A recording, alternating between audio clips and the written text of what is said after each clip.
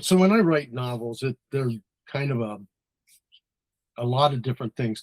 I don't even start until I have characters in my head, and I get at least a couple characters, not even all of them, but some of the main characters, and I'll just wake up and start writing. So usually it's something that's been in the back of my mind for a long time. I'm very curious about how people interact with the world and with each other, just like a lot of us are.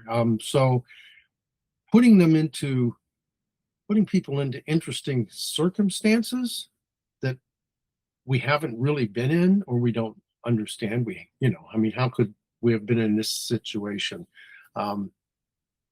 Pushes the limits of what I get to play with, I guess. So for me, that's how Earth 7 started. So it's really basically about a novel. It's a novel about a group of 6 people who have to work together. They have to work together because they're on a spaceship going to another planet, thousands of years from here. And how they interact with each other under the circumstances that they're put in is interesting to me. So they have multiple things going on in this novel. One of them is the long distances. So they're in suspended animation for a long time. And they come out only during emergencies, which is the number 2 problem they have, is that when they're together, they're only together when there's something wrong, when there's something that needs to be fixed. So their interactions are mainly about, excuse me, are mainly about fixing the ship, making sure that everybody stays alive and can move forward. But at the same time, they're matched. They're like AI matched, but they're not just AI matched by, personality traits and who would get along, but they're matched by their skills. So they have to have, not only do they have to get along with their partner, they have to get along with the team, and they have to have certain skills in order to operate the ship. So these people are kind of chosen, if you will, to go on this trip that supposedly should be able to handle this. Like any novel, right? they have problems along the way, and it's not just physical problems and external problems, but their internal problems and their relationship problems, and there are all these other things going on. And to me, it was like this giant sandbox that I get to play with all these personalities and the psychological pressures that they have. What can and can't happen to the ship. I write hard science fiction, so there's a certain amount of technology in there, and I understand the technology and I like playing with it. So I get to use the technology breakdowns as another way to get the personalities of the people involved to see how they're going to react to those kinds of conflicts. So, yeah, I hope that explains it. So it is as much about the psychology of the people as it is about the mission, et cetera. And one thing that occurs to me in looking at it is that what you're suggesting is that in addition to all the technical limitations associated with actually accomplishing this mission, one of the biggest limitations is the ability of humans to negotiate the whole thing. Yeah. And isn't that true all the time, right? I mean, every book out there and every movie and everything else is basically about humans and what do we do in these situations? And we're constantly pushed up against unusual things that have never happened before. Look what's happening right today. We're all being exposed to things we've never been exposed to before. And it's the same thing. This is what I love about science fiction, is because we can take those people and continually put them in situations they've never been in. We try to do this with our kids, right? I mean, we try to talk to them about, well, what happens when there's a bully on the playground? What happens when you fail a class and you need to learn more? And what happens when you meet somebody you care about? And, you're trying to always manage this this way we get around in this world with all these other people. And so science fiction just allows me to push it into areas that we've just never gone before. I mean, we have no idea. The other thing in the novel is that we've got people who are sleeping for years and hundreds of years, right? They first awaken after 57 years.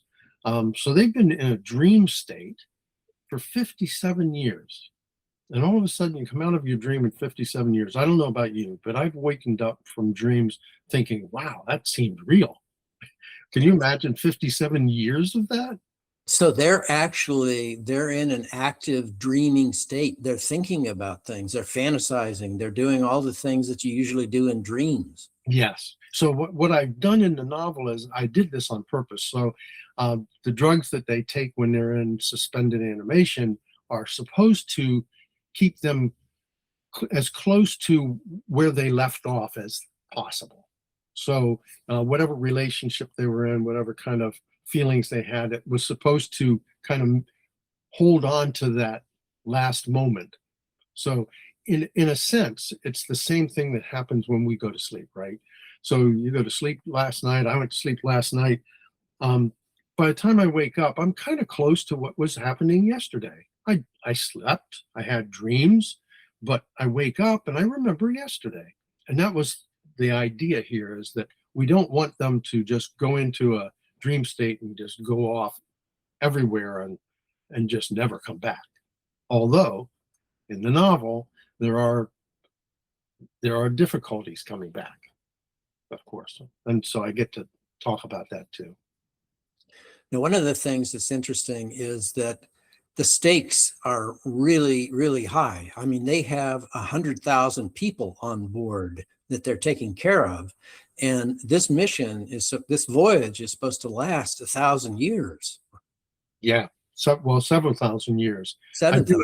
Yeah, it's 4,000, over 4,000 years. I did all the calculations and stuff of how far it was between here and Kepler and what speed they're going and all that kind of stuff. So they awaken, I forget how many times in the novel now, but they go to sleep, and then when there's another emergency, they awaken.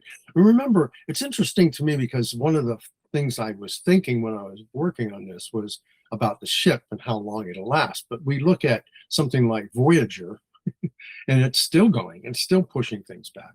And so you don't know when it's going to end. And so that's why the maintenance team wakes up and they've got a chance to keep things running and keep things repaired.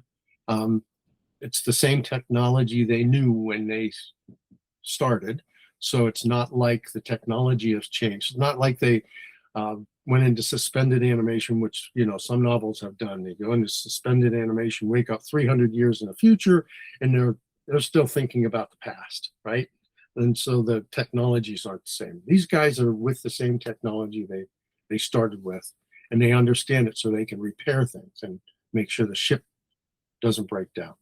They do find out that the ship was kind of slapped together and and things like that. But this is what happens. Again, these things run through my head all the time. But right now I was reading recently, about the billionaires, might be making ships or bunkers or whatever else so that if the apocalypse happens, they have a place to go. And I think when it comes down to the wire, when Earth is really dying, and if that comes to the point of having to escape and on these ships, we're not really going to have the 10 years it takes to build a ship like this or 100 ships like this. We're just not going to have it. Now, the Earth wasn't dead. They were just trying to think ahead and move forward. I have a reason for that, but we can talk about that later. So now I know that you wrote this book with a few of your other books that you've written in mind. Yeah. Can you tell us a little bit about that? Yeah. So I have a number of ways I approach this. Because it's science fiction, because I think about this stuff all the time, I've tried different things. So one series I have, the Biomass series, I have 3 books in that series. It's about using 3D printing to print people and lower them onto planets to populate the planets. And those ships are basically manufacturing plants. And so they're going out into space forever. And they just keep making people and dumping them onto planets and making people and dumping them onto planets. And I've written a few of those, including a book about being on the ship itself and the ship wanting to have a human body, which is was really a weird book to write, but it was interesting. It was fun. The other series is the Exit Earth series, which is similarly similar to this one, in except that there is no ship that can go close to the speed of light. There's no, no wormholes, none of that stuff. So they're forced to only populate our solar system. So that one's about using asteroids as shell worlds, putting a shell around the asteroid and building a world inside it, or habitats on other planets and things like that. So it's a little bit different. And that book was written, the idea behind Exit Earth was that we were going, not only are we trying to get out into space and trying to populate these areas, but it's kind of a depression area where the people trade their services to the shuttle, right, that they have in order to get passage to the next planet or to the next thing. And there's a family in there that works really hard together. The family has to work together. They're all bright people. In order for them to survive, they get on these ships and then they trade their work until they get to the next place, and then they do their job, and then they do the same thing. So it's they're all different, but they're all looking at this future that we have where excuse me, where we're leaving the earth. We have to get away. We're trying to find another place. I guess that's all comes from the whole environmental thing we're going through, that eventually we're going to have to leave, if not because we kill the planet, then because the sun goes into a nova and eats us anyway. So all these things are coming. There's no permanence to what we have here. The sun will eventually blow up.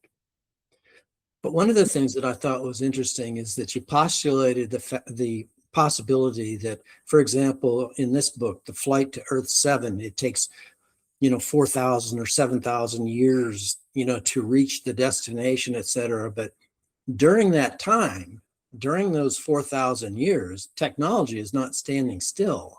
So there are other things happening on the Earth after this group of pioneers has left, that may catch up with them or surpass them or supersede them, or it's interesting to contemplate the idea that there are multiple things going on because of their time displacement. Yes, absolutely. And at various levels of technology also. Yeah, absolutely. In fact, I'm working on or thinking about writing sequels to this novel, like the other novels, where they kind of intersect, somewhat. Yeah, because the biomass series, they have faster than light speed. And so if they have faster than light speed, they would actually get to Kepler 452b before these guys will. And so that could very well be the next book in this series. We'll see where I go. but yeah, and I think about this too, because everything we do here is we're setting things up.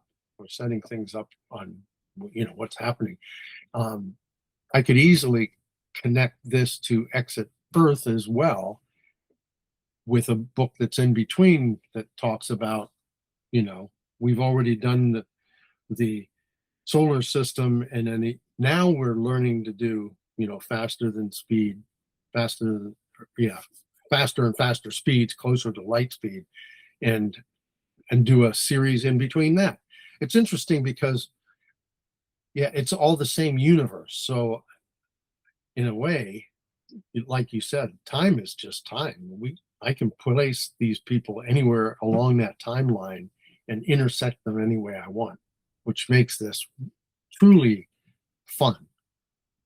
It would be cool to contemplate someone on a slower spaceship encountering, someone on the faster spaceship who has arrived somewhere who might even be a descendant. Oh, yes, yes. Oh, man, don't do that. Oh, no, not that too. Okay. Now that you planted that seed, we'll see what happens. Oh, that's great. Oh, that's a good idea. Yeah.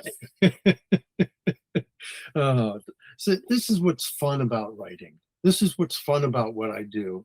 You get to play and play and play with all of these concepts and ideas that, um, just there's no limitation at all. And science fiction seems to be a really good playground for that.